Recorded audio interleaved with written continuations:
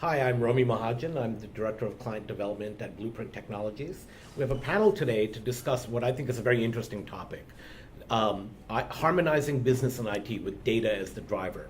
We have three incredible luminaries with us today to discuss this.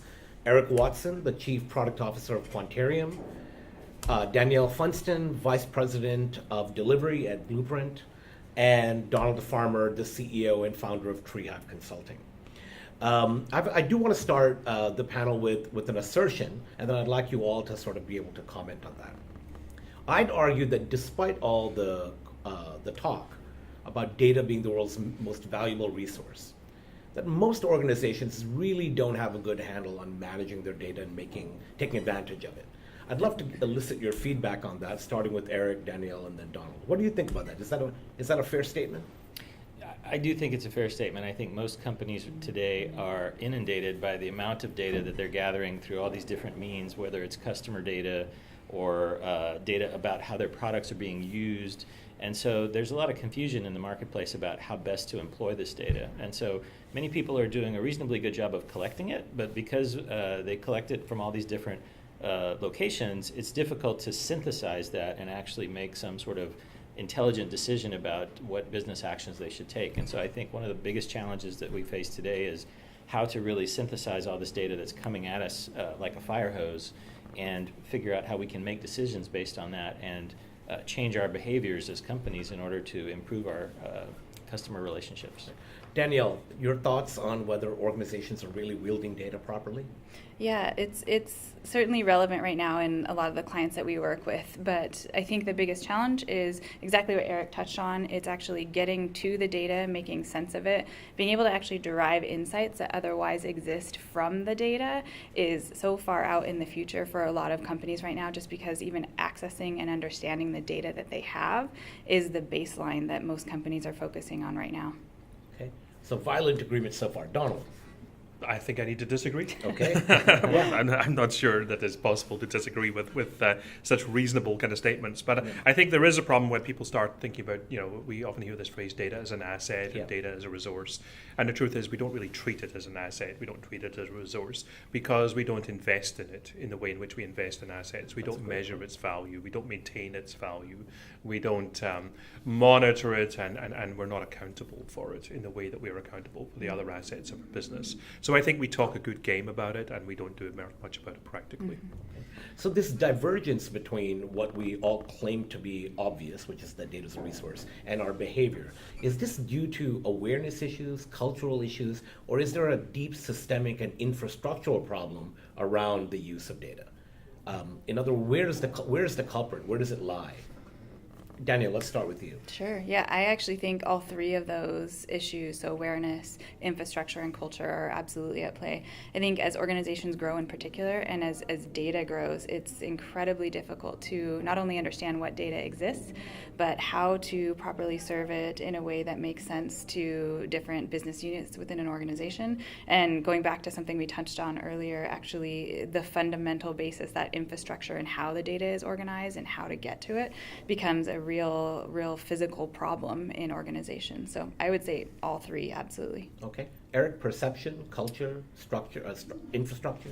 Yeah, I think most businesses that I talk to are aware that data is valuable, and they're aware that they should be doing something with it.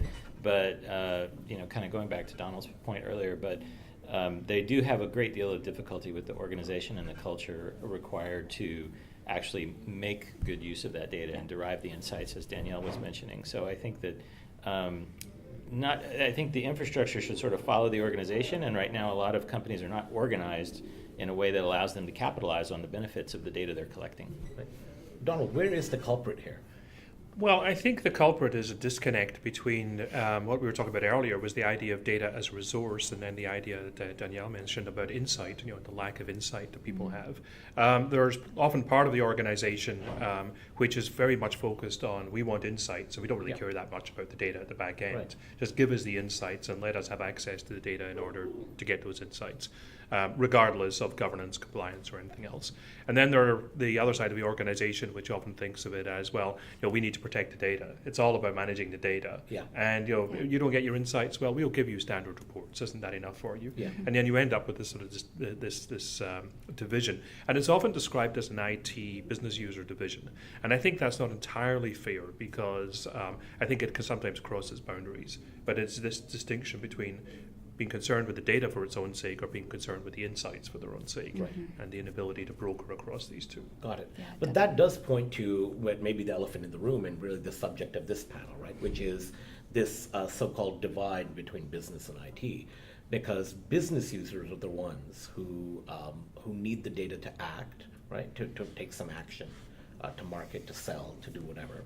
And typically data is thought about as owned by IT or managed by IT or provided by IT or resident in the systems that are run by IT. How do we get over this? I mean, are we thinking about this in the right or wrong way, Eric? Well, I think there is that dichotomy, and I think the businesses that operate efficiently and effectively are the ones that have really broken down those barriers, because in a modern software-based business, there should be no dichotomy between the line of business that's actually producing results for the company and the IT function that actually stewards those data resources. And so I think there is a correlation between companies that experience that divergence and their ability to effectively manage data to derive insights and to actually drive forward. Right. And so the companies that do a good job of synthesizing those are the ones that are more successful. Yeah. Danielle, is the IT business divide the right or wrong metaphor here?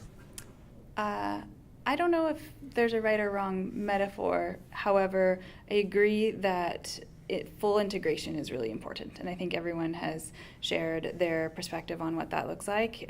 But integration between IT and business is what actually drives high-value use cases that actually make the data relevant. It helps surface any of the data that exists in silos or organizations adjacent that otherwise business users may not even know exists. I think that driving real modern engineering practices and driving real use cases and bringing those things together are exactly where we're going to find the most success. Donald, IT business divide.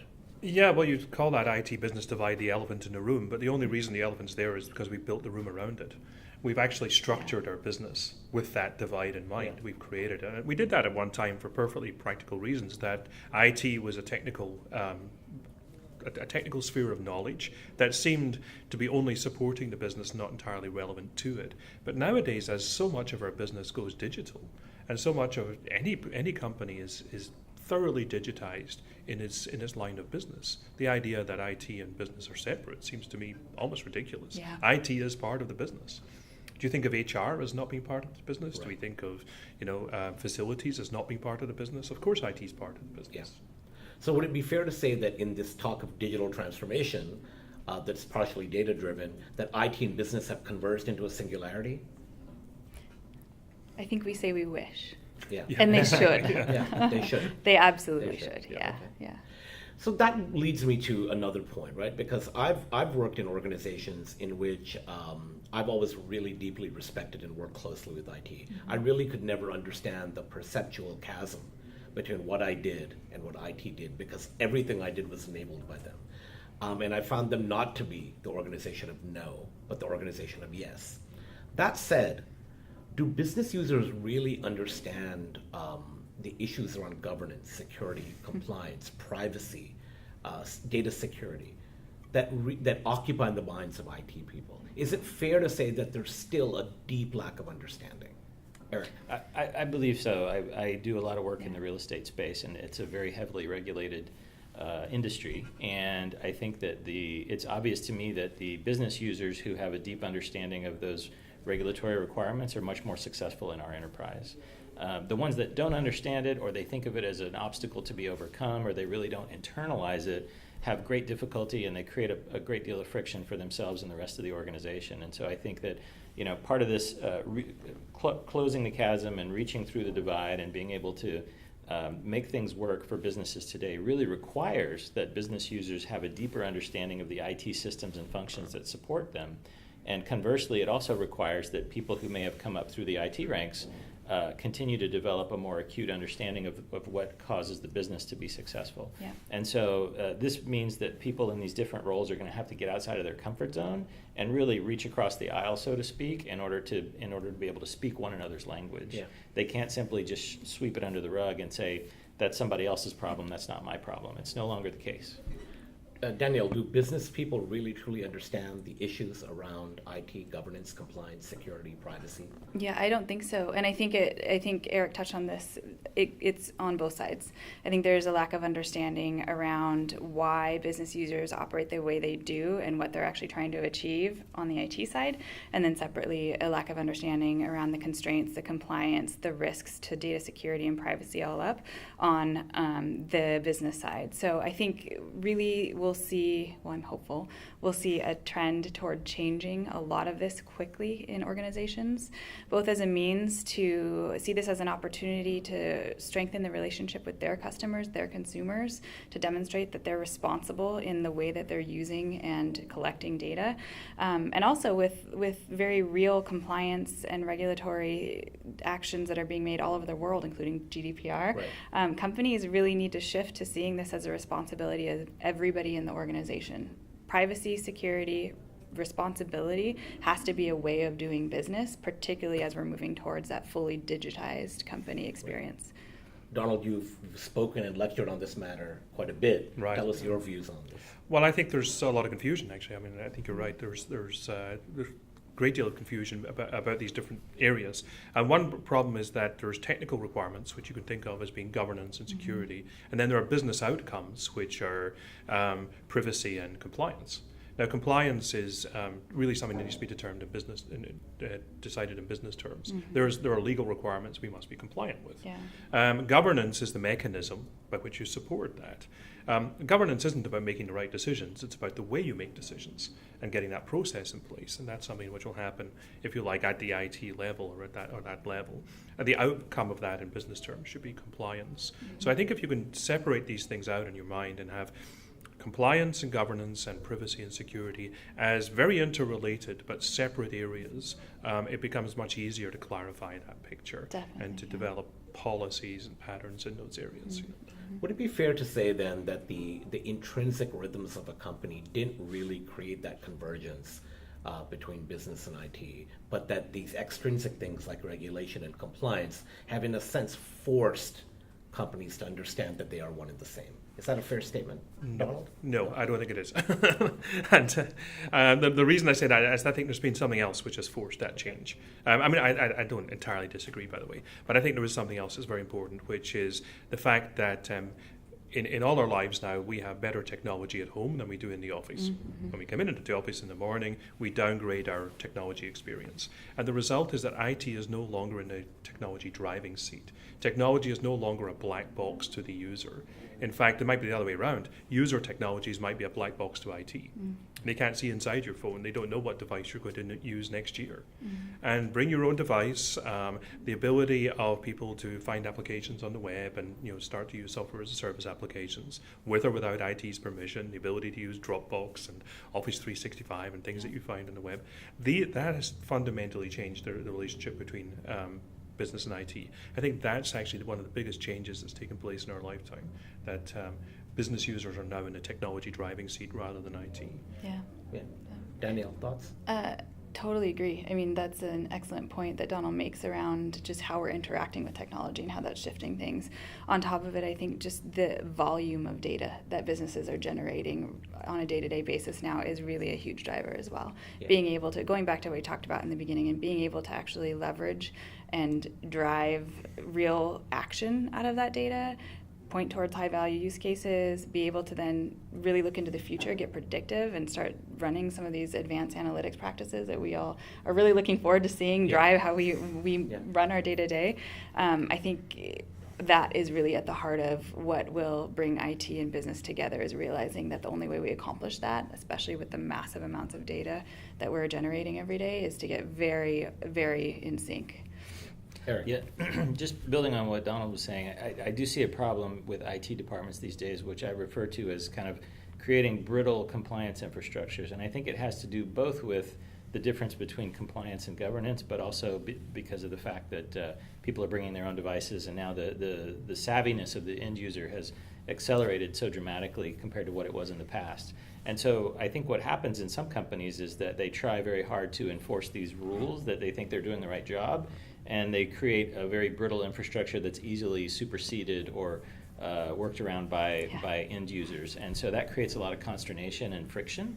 And the more successful IT folks are going to be the ones that learn to embrace that complexity, but also to work around it and actually find the key bottlenecks where they can enforce the right kinds of compliance without imposing their will in a very sort of draconian way on the end user, because that's going to allow them to become nimble. Right. And I think that it's that lack of nimbleness that causes a lot of our current difficulties. Right. So another word for that is bandied about quite often is agility, right? There you go. Or enterprise agility or organizational Yeah, agility. but I think Eric has been deliberately using one of my trigger words here. When he talks about end user, that really annoys me. Tell me why. Because there are no end users. Okay. The idea that end user is very patronizing. I'm the center of excellence, you're the end user. In the world of self-service, and all the world we've been talking about with all this data and these applications and the devices that are available, business users are not end users. They're not at the end of the process. And to think of them at the end of the process is actually very dangerous, because then you've got the inclination, I'm going to govern up to that point and not any further. And there be dragons. Business users are not at the end of the process. Right. I'm dating myself. So does this point to something I know, Donald, you've written about and do a lot of work on, and things that I've spoken to both Danielle and Eric about before, around really a data maturity model, right? Which is around how does an organization or a part of an organization get from a certain state to another state, whether you call it go up to the right or some other metaphor for growth and maturity. Do we need a common maturity framework when we think about data, given all these other changes you've been talking about? Let's start with you, Danielle. Yeah, I think so. Some of the conversation we've had is around the lack of a common nomenclature or lexicon for which everybody across an organization and across industries can really relate to and understand. I think it's important. It's something that came up also in another conversation we had around the data profession, just in general, having a real gap there and a lot of ambiguity, allowing for a lack of understanding about where companies really sit. But I think it's also very complex to achieve, and focusing on what your goals are and then segmenting and really understanding where your organization sits in alignment with those goals, and just getting really subjective and very honest about what it takes and what you can measure to get there is probably a more palatable first step for most companies right now. Donald, data maturity model? Well, I think maturity models are tremendously useful, but I think they need to be more focused on culture rather than on technical kind of checkboxes. You know what I mean? So like, oh yeah, you're doing this function, you have this technology in place, people are using this technology, therefore you're at this level of maturity. And as you say, you end up in the kind of race to the top right-hand corner of the chart in order to become more mature. But I actually think that more important is the understanding of the culture. And do you have a genuine culture of analytics and the culture of being organized by data? The place I always want to start is in the QBR, the Quarterly Business Review. How driven by data is that critical meeting that you have every quarter in your business? If that's not deeply informed by data, it's really difficult to see how no matter what maturity you have in terms of your systems, if you're not making decisions with data, then you're not really data driven. Right. Eric, data maturity model, culturally data-driven? Well, I think these are all different dimensions of the space that we're discussing, right? So if you think about nomenclature, data maturity model, and culture as being sort of three different dimensions that businesses need to try and address holistically, then data maturity models can be very useful, right? Because they provide one of those facets of analysis. And so I like them because I think having the common systems to be able to describe and compare things between companies is very important, so that they can understand where they are relative to their competitors and relative to their partners and customers. So just being able to put all that together and synthesize it is really the primary challenge. Is all of this talk of data, culture of data, march towards data-drivenness, is it percolating down into us changing our hiring practices, are bringing on people who are used to this environment, who are natively data-driven? Are we doing enough in the warp and the woof of the corporation to really enact this culture of data? Or are some parts behind and other parts ahead? Eric? I think hiring practices recently, I've seen a lot of folks bring in millennials, people from the millennial generation who were literally born with the internet in the palm of their hand. And so these folks have a sort of they are digital natives, right? They have a level of comfort with this complexity and this with technology that I think prior generations did not have. And so that said, they lack a lot of the wisdom and experience that some of the other generations of employees have had. And so I think the key in the next several years to unlocking this value is really figuring out a way to bridge the gap between folks that have been in the industry for many years and new folks that are entering the workforce. And so I think having a good mentorship program in place that helps not only harness and take advantage of this digital nativism that is coming into the workforce, but also be able to learn from past mistakes is important. Are these changes percolating into the organization enough, Danielle? Probably not fast enough, and I'd agree that the gap right now is consistent fragmentation between people who really actually understand the new emerging technology and then those who have skill sets that were really geared toward protecting data in the ways of the past. I think there's also a tremendous amount of opportunity to reskill. I think there's a lot of really relevant skill sets that operated one way due to the technology we were interacting with before that will actually operate differently going forward, but that's going to take a real culture shift and an organizational effort to define what that looks like, to put a path in place, and to really help those skilled employees then redirect their career into what's next. Is the data culture spread widely in the corporation? It isn't, and I think this emphasis on reskilling is actually really great. I think if you put an emphasis on hiring, the problem is there that you tend to then think of, I think of this problem as data literacy as opposed to just sort of technical skills. Yeah. And you think of how ordinary literacy works, reading and writing. We read and write to each other, we communicate with that, and communicating and collaborating with data is an important part of data literacy. If you just hire individuals for their skills, what you build are these silos of skills within an organization, Totally. and you're thinking about the individual. But societies improve when everybody is literate. And so increasing the overall level of literacy, there's fantastic online resources these days that can help people, everything from the online coursework to the training that's available, and the training that's available from third parties, the training that's available for people to broker internally, I think is fantastic. Yeah. And we can raise the level of skills of the entire organization, which makes the entire organization more functional. Yes. With data, rather than hiring into specific roles, which then you end up just with one skilled person who's still an island of talent rather than an entirely more functional organization.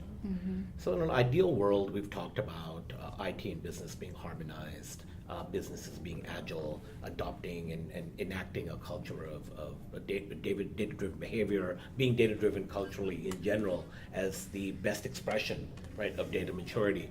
Can you leave our us all with one or two actionable tidbits, right, for people who might be interested in exploring this more further? Eric.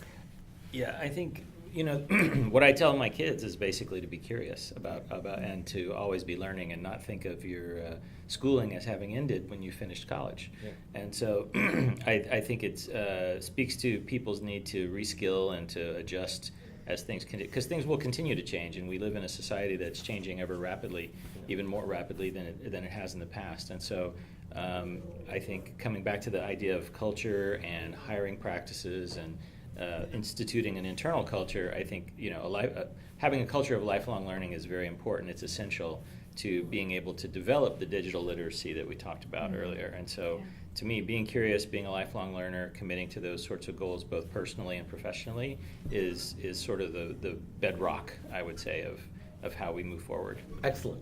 Couple tidbits, actionable tidbits, Danielle, for well, I think really broad strokes, an issue that is starting to play out, but we all need to really have a focus on, is around data ethics and how we actually are using data, how we're interpreting, how we're driving that out, the action that causes, and being really mindful of the fact that there's still a hugely human element on both sides, both in discerning what data means, and then also, of course, the whole goal is to impact a human experience around us. So I think the privacy issues are a small drop in the bucket around what we will see, but keeping data ethics in mind and more people both on the business and IT side really focusing on what that means for your organization before it gets out of hand is really important.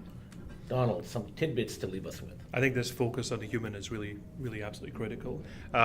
We have to remember that 30 years ago when I started in this business and we started talking about analytics and BI, we didn't actually use those terms very much. We called it decision support, which is still by far the best name for what the software does. It tells you what it does. It supports you in making decisions. Yeah.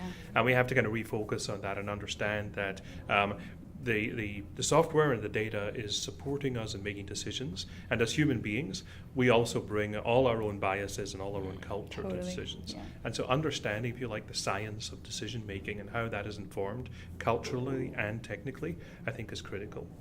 Excellent. Well, we've had an incredibly enjoyable discussion with Erick Watson, Chief Product Officer of Quantarium, Danielle Funston, Vice President of Blueprint Technologies, and Donald Farmer, CEO of TreeHive. Thank you. Thank you. Thank you very much. Awesome.